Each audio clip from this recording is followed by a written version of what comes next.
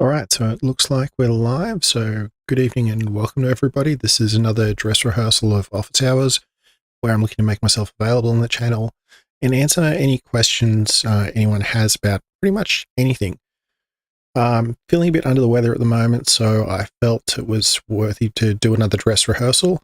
I know I left the last one a bit quickly, and I'm coming back to cover a bit more about pioneers rather than just put a whole bunch of stuff in front of everyone. But if I don't have any questions from anyone I'll be responding to in the office hours, I'll be looking to fill in time by playing a game and similar.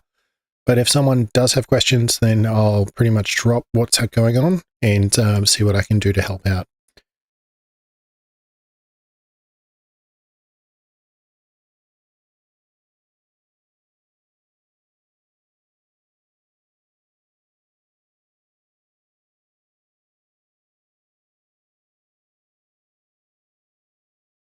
Sorry about that, just had some technical issues.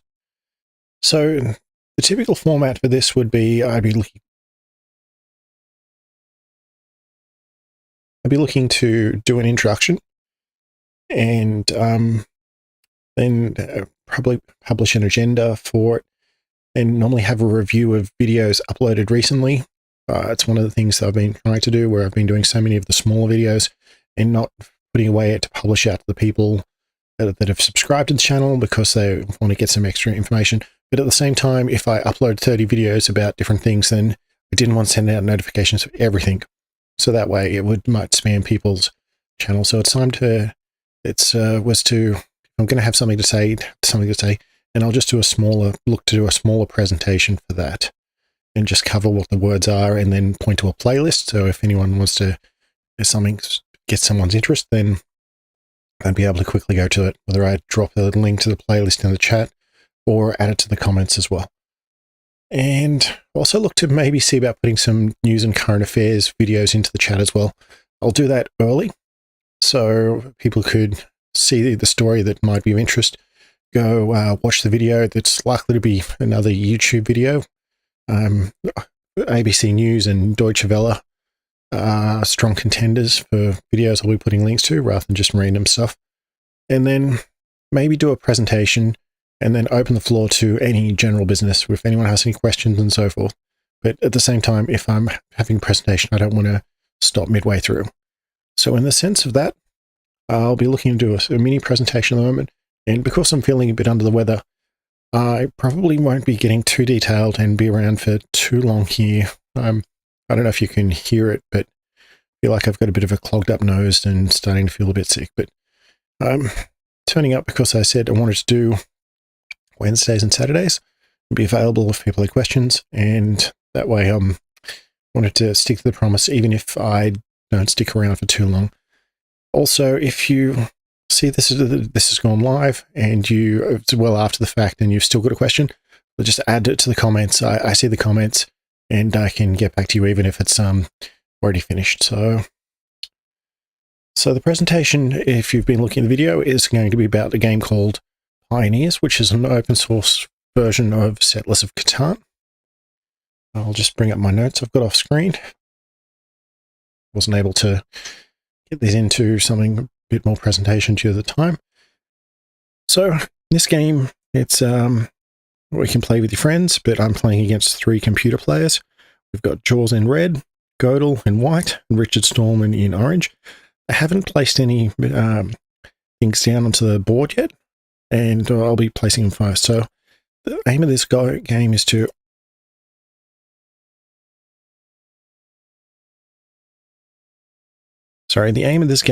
to build the biggest empire between each of the 4 players.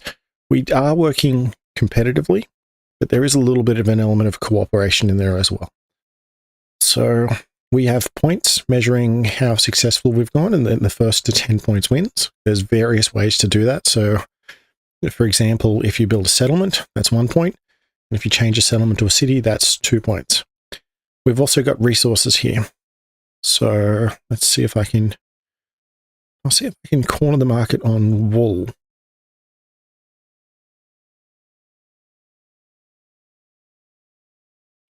Yeah, that looks like a good strategy. All right, so I'll do that and wool. So at the start of every game, everyone gets to place down a settlement and a road, and we work our way down the list until we reach the bottom. Then the other people put on Richard Stallman, who's at the end of the list, gets to place 2 settlements and then works the way up. So if you have the advantage of going early, you have the disadvantage of going very late. So the settlements are placed onto the corners of the tiles, the hexagons, and the roads are placed onto the edges. Once someone places a road down, someone else can't place a road down on top of it, which then we get to the items that we work with. Once we collect those items, we can then buy stuff. So the terrain, we've got a hill, field, mountain, pasture, which can then produce brick, grain, ore, and wool respectively. Forest can also make lumber. Gold, which doesn't exist in this particular variant of the game, can produce whatever the person who gets those materials wants it to be. So if they want ore, it can be ore. If they want grain, it can be grain. Desert produces nothing, and the ocean produces nothing as well. Around the edges, we do have ports and harbors, and that comes in for trading afterwards. So let's just say we've got Jaws here who manages to get a lot of brick, but somehow they want to get some grain as well, because to build a settlement, you need brick, grain, wool, and lumber. And they just don't have any lumber. They've got everything else they need, so they can trade with us, and if we can work out a deal, and or they can trade with the bank or the game. I'm not so sure, wasn't quite sure that the bank's the right word for it. But if they have for 4-to-1 ratio, 4 brick can be traded with anything when it's their turn to trade. But if they were at a port, had a settlement on one of these edges here, they could trade 2-to-1. If they had 2 lots of wool, they can get 1 of anything else. Or if they're down the bottom here, 3-to-1 for general for anything else. So you can see about going to a specific port and going for it. So you can build a road, settlement to get more resources, and you can upgrade a settlement to a city by getting grain and ore. And you can also buy a development card, which I won't go into at the moment. We'll come back to that later. So I've built that. It's my turn. I can undo it, which I'm not going to worry about.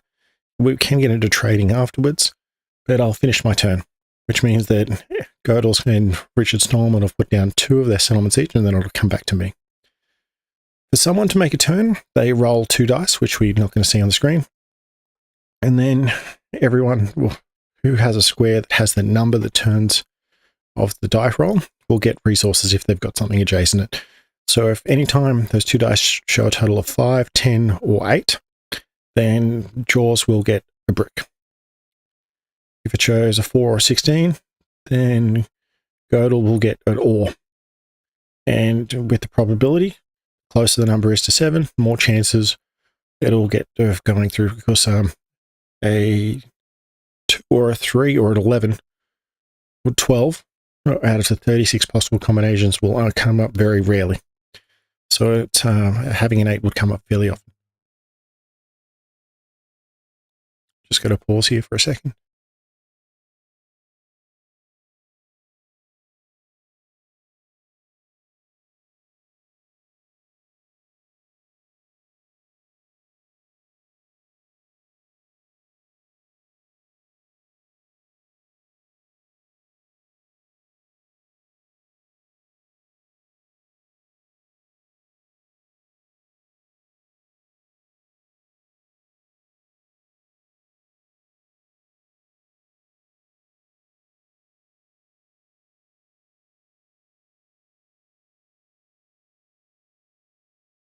All right, so I'll bring the legend back up.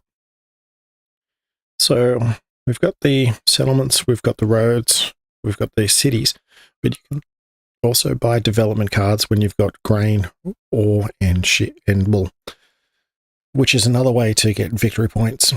There's items like a chapel, governor's house, library, university, and market. They don't give you any other bonuses, like the market doesn't give you favorable terms like being next to a port does, but it does get you a point if you're near the end of it. So for me, if I'm going to play what I'm going to call standard version of this game, we want to build quite a few settlements, get a lot of resources, and then we care about the ore. But for someone who's in Gödel's position where they'll be getting ore early, and they might want to go down the development card route early as well. But for me, the next settlement of road I'm going to place is I'll do it.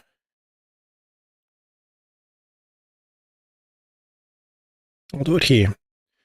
So that way I'll be linking to a 2-to-1 specialist trading for port. This is for the wall. And there's no logistics or any issues or anything like that with getting things from one side. I think it's effectively my empire, and if I get the resources, it's fine. So, also, there's something special. You'll have noticed that none of these tiles do anything for the number 7, which is what this character here is, the robber. So if some player rolls a 7, then they get to move the robber to any tile of their choosing that the robber isn't on, so it has to move to a different one every time it's roll 7s. And they can then choose to steal a resource card from any player.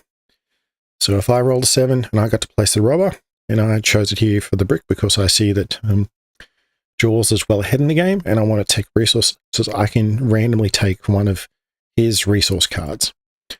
And I don't get to say in the matter, I just get to random choice. And anytime an 8 is rolled, while ever the robber is on that square, it no longer produces any brick. You can have development cards that will produce marked as a soldier, which you can play at a time of your choosing. And that then allows you to move the robber as if you rolled a 7. But we'll get back to that later.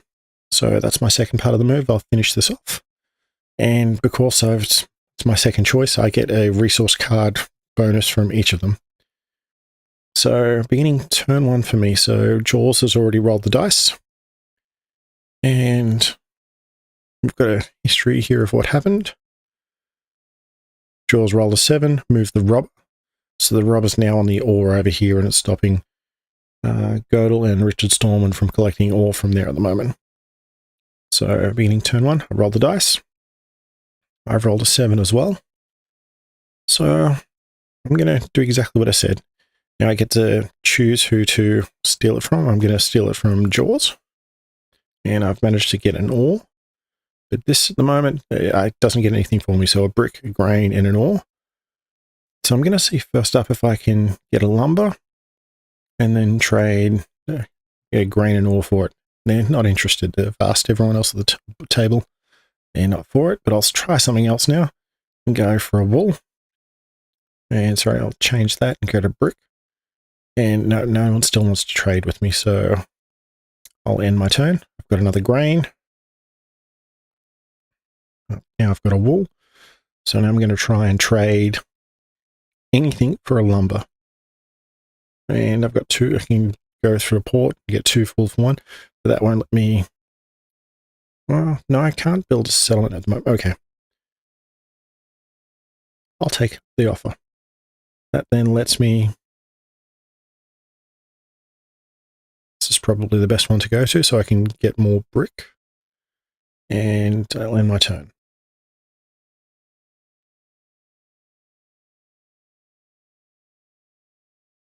Alright, so back to me again. After everyone's moved, I can see what's happened in the details if I want to look through it over here in the chat. And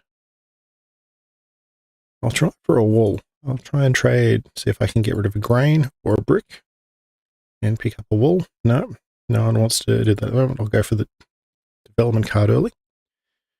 Now it's a bit different. Someone's blocking my wool. I'll try and I get to move the robber because I've rolled a 7. And who can I possibly steal from? I'll go for... Yeah, I'll look to try and pick up a lumber. And now I'm going to see if I can trade and get some wool for any grain. Happily trade 2 grain to get some wool. But no one's interested at the moment. And now I've got enough resources by myself, I can get a second settlement and put it over onto this spot. I can't build settlements on any 2 or more segments of road to do it. I can't put a settlement next to it. So there's got to be at least 2 edges between adjacent settlements, if that makes sense. So I can place it there. And I'll go back and see if I can grab it ore for grain. And so Godel will do it for me and happily take that trade. So that way I can then get a settlement as well as purchase a development card, which is randomly chosen. And it's a soldier. I can't play it at the moment, but I can keep it up my sleeve. And now I've mentioned the development cards. There's several others that I'll go and touch in on. So it's many soldiers. I'm not too sure how many are in there. And anytime I play it, I can bump the robber and then give it up, but I still keep my soldier card because I think if you have 3 soldiers that have been played, you can get victory points for having the largest army.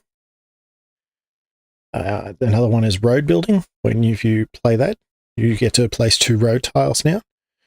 Another one is monopoly, where you can play that card, declare a monopoly on the resource, and anyone of the other players who has any cards of that type has to hand it over. And I think there's also 2 Year of Plenty development cards, which means that you can, at the time of your choosing, play it and then get 2 resources of your choice. So if you're really short of lumber, you could get 2 lots of lumber. Or if you needed a grain and an ore to build a city, then you can get those as well. So it's my turn again. Roll the dice. Nothing really there. I can play the soldier card and move the robber off there, but I don't want to at the moment. And I can't really do anything with the wall and the brick. But I can trade 2 for 1. So let's see if I can get some more. I'm going to try stealing from here to get lumber, but that doesn't quite work. But I can roll a 7 again, so I get to place the robber again. So I can't put it back on the same square it was on, but I can put it onto this square and steal another card from the same player. And for trading, I can't build another settlement right now because I don't have an empty space to put it on. But I'll get 2 for 1 wall to lumber, which means I can place it over here. The road here, but I've still got to build another road before I can build another settlement. But I can go for another development card, which means I get a governor's house. I'm going to play that now. So now my total victory points are 4, 3 settlements and a governor's house.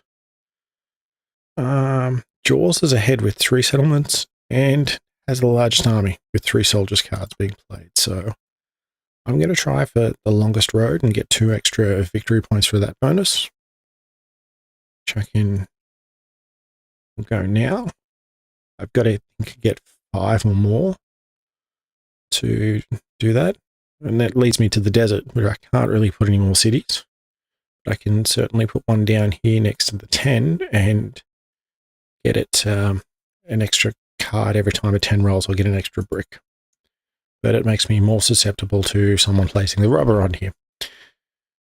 So let's do that now. I won't do that now. I'll see if I can claim the longest road.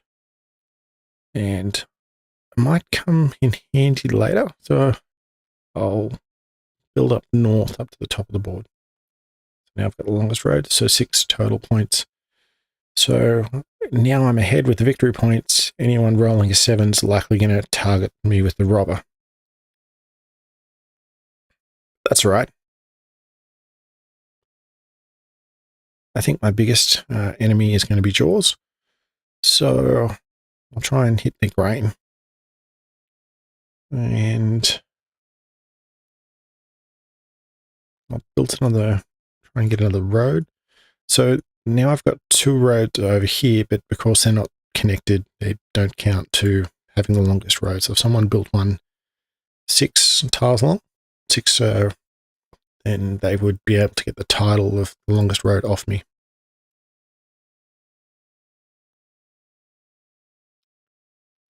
I'm still going to keep targeting Jaws because 2 of us are well ahead leading the victory points.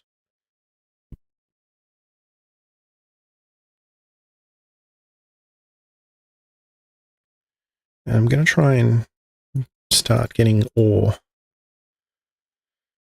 So my initial build wasn't not geared towards ore, but I want to try and see if I can get a city.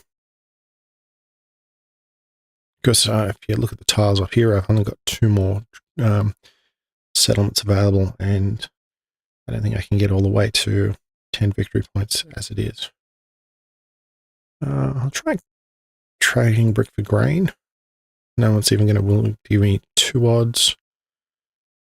So let's try lumber for brick. No one's that interested.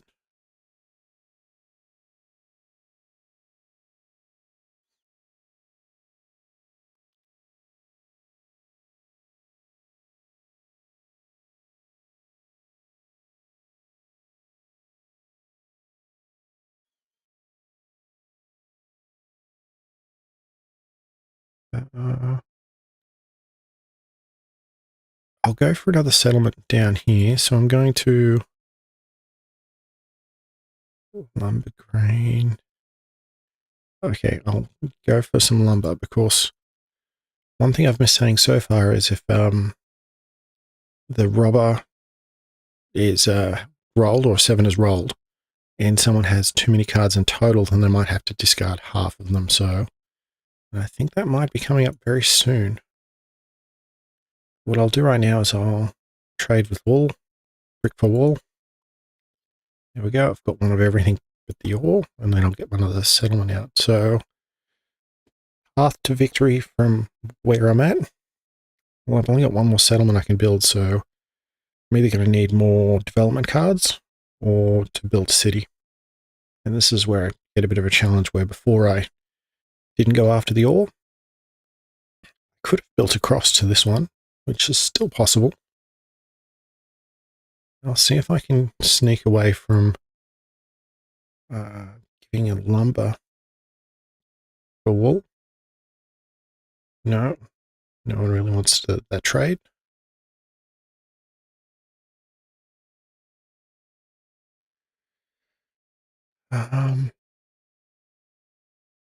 So now I've got decision, so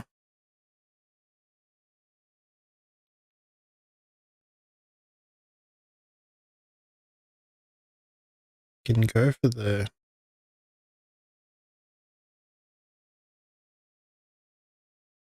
I'm going to trade and go for the ore. Oh, wait, 2 for 1. I didn't realize I'd had a settlement there. All right, well, in that case, that makes the decision a little bit easier. I'll save up the ore and hopefully get another grain next turn, or we'll be able to trade wool for it. But no, Jaws has ended up winning the game with 10 victory points. Beat me to the punch just a little bit and ended up getting the longer road for the bonus points as well, and the largest army. So I think I'll wrap it up there. I'm not feeling the best to continue with another game, but I think Pioneers will certainly be appearing in some of the future Office Hours games, and hoping to build onwards and upwards and do a bit more for it. So in the next day or two, I'll be going through this and looking to check the subtitles. I'll be looking to see about doing a presentation for the game before stepping into it. And if anyone has any other questions or anything they think I can help out with, just leave a comment. I'll see what I can do. And if you've got any questions or comments about the stream or the channel in general, happy to take feedback and see what I can do to help improve. So thank you everyone for watching. And next time I'll be looking to go live will be Wednesday night around about this time of night.